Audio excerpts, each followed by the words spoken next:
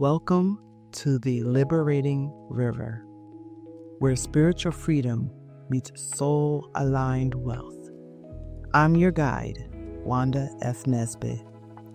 Let's break free, build boldly, and live fully together.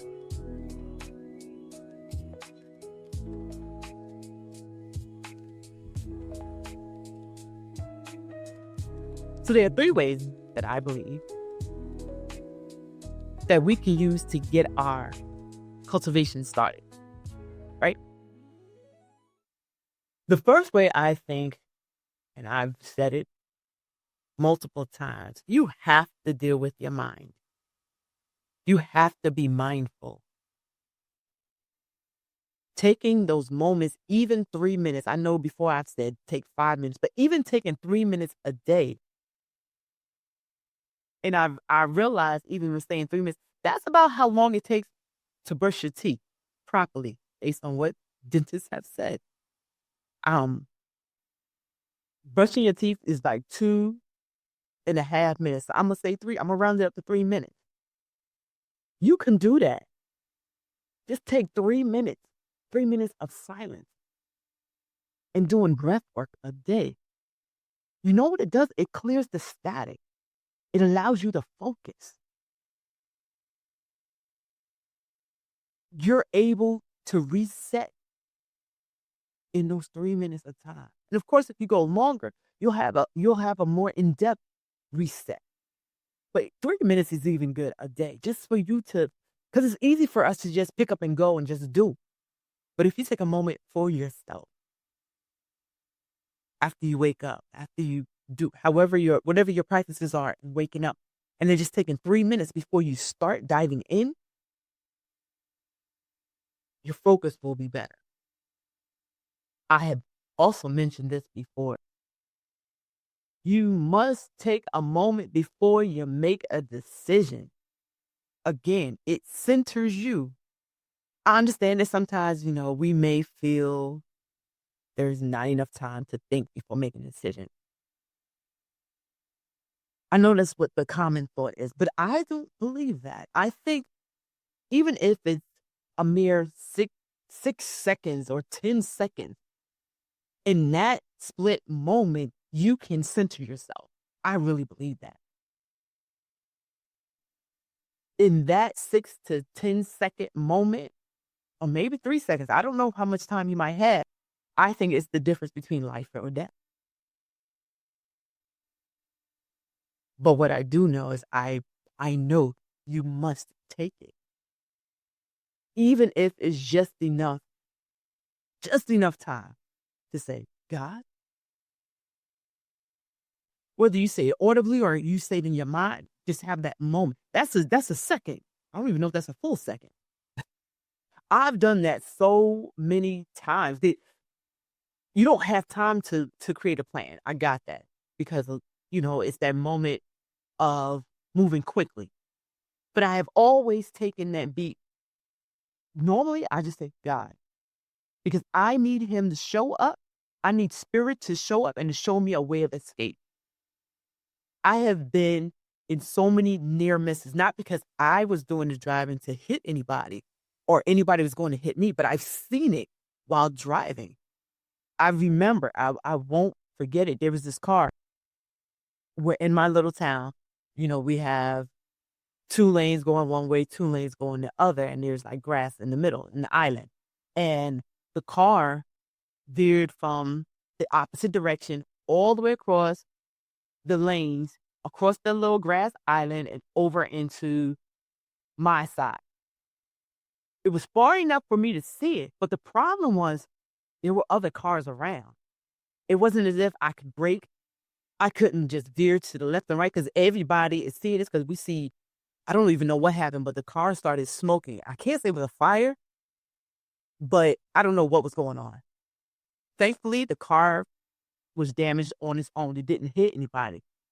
But in that split second, because it was right in front of me, all I could do was say, God. And then you just hear brakes going and I'm looking in my rear view, I'm looking at my side view, I'm seeing all this chaos, but I had to still center myself because when you go on emotion, that's when panic kicks in and you won't be able to see your way of escape. And I was able to veer off to the I'll say that it's not the feeder lane, but it was on the side and just be able to pull. And everybody was able to pull. And nobody behind me was in an accident. Nobody hit. And we had trucks and because y'all, as I said before, I live in Delaware, so we have a lot of trucks that go past.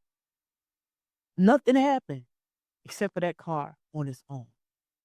So I absolutely believe you have to take a beat. Just really quick. And again, that was a quick moment for me. I didn't have time to, as they say, deliberate over the how to move, what to do. But no, you don't have that. But just so that I didn't be paralyzed by the chaos going on, I had to recenter myself. And I always do it. It's a natural thing that just happens because I believe I have to think outside of my physical brain and tap into, okay, now how can I reach the thought that's not in panic mode? That's why I encourage you, build this strength up, strengthen your intuition so you can make decisions, whether it's quickly or if you have time to make a decision. I think it's important. The second way I'll say is, again, journaling. Write it down. Write down every intuitive nudge you feel or you notice and track it. That's why I'm saying write it down. Track it. It doesn't have to be, sentence worthy or paragraphs, but just put it down so you can go back and revisit it. Over time, you're going to notice you're going to be building proof to yourself that you can trust yourself. I have done that. Years ago, I used to have ugabs or spiral notebooks. And in it, I would just write down whatever I could remember. Not, let me clarify this here, not to try and decipher it at that moment in time, but just so that I can have something to go back and look at to verify, oh, yeah, what I was feeling was true. Because I'll be honest, sometimes like, am I really feeling this? Is this really something intuitive? Is this really something? Why is my gut telling me this? Or, those kind of questions. But when I have it written down, I can revisit it like a month later or 2 months later or 3 months later. It doesn't matter when you do it. You go back and you're like, I was right. When I felt that uneasiness, I was right. When I felt that unction to go do something, I was right. And it was a great decision for me to do it. That's why I say journal. Because now it starts building proof inside of you that guess what? Your intuition has been right. And it's been sharing truth to you. And it's been leading you so that you can always wind up in the best place at the right time.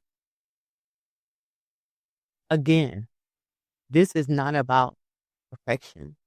This is about just putting the information down so you can digest it fully later on. And thirdly, connect with nature. I'm bad with this. I really am. I'm an outside person, but then I'm not. But what I have realized is when I do connect with nature naturally, amazing things happen. So I challenge you, spend 15 minutes-ish outside. Distraction free though. Distraction free. Don't distract yourself. Don't entertain yourself while you're out there in nature. Just be out in nature. I have noticed a lot of people are talking about this. that nature resets our nervous system, that it it centers us, um, and it allows us to develop in different ways. I have found that intriguing, to be honest. I have uh really been contemplating how I'm going to build maybe 15 minutes a day out in nature in my life. Um, because what I have noticed is when I am outside, the sun feels amazing. I feel energized. If I'm outside at night and I see the moon and I see the stars, it's calming. So I can understand why people are saying it's doing something to your nervous system, it's doing something to your inner man. So try it. If not unless you're allergic to certain elements, try it. See how you feel when you stand outside and let the sun hit you. I'm not talking about sunbathing. I'm just talking about just being out in nature and just breathing the fresh air and letting the sun rays touch you and or letting the moon just do what it do to your inner man. And I'm still trying to learn more about the moon and how it affects us, but I know it affects us. Just like I know the sun affects us. Who knows? You might find something that you or someplace you like to walk or be while the sun sends this good energy on you. Who knows? Um, you really might enjoy it.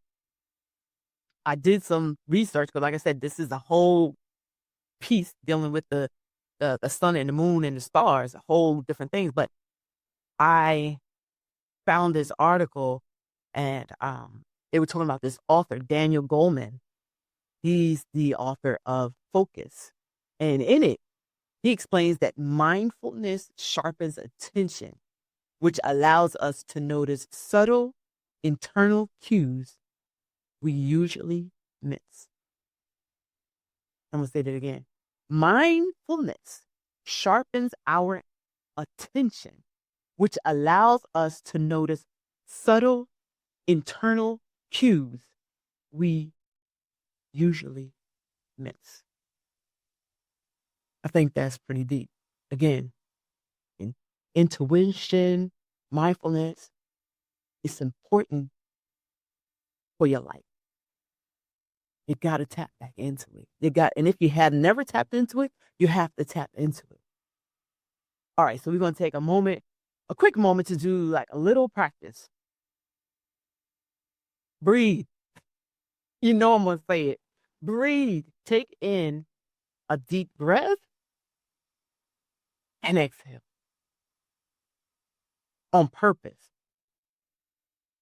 Take in a deep breath and exhale.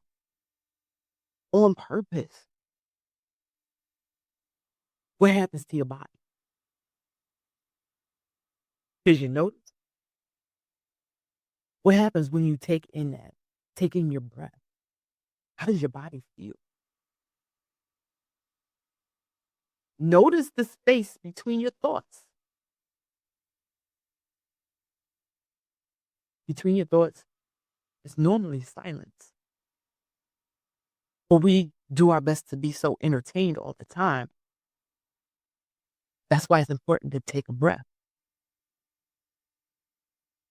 Sit in stillness. Because that's the soil where your intuition will grow. And of course, once your inner garden is tended to, listen. Intuition doesn't just stay quiet in the background. It will constantly start whispering in your ear during your decisions, in your day-to-day living. It will now take its rightful place as a compass guiding your everyday life. Stay tuned. To be continued, coming next week. Thanks for flowing with us on the Liberating River. Subscribe, share, and come back next week for more wisdom, wealth, and alignment. Stay free, stay grounded, stay bold.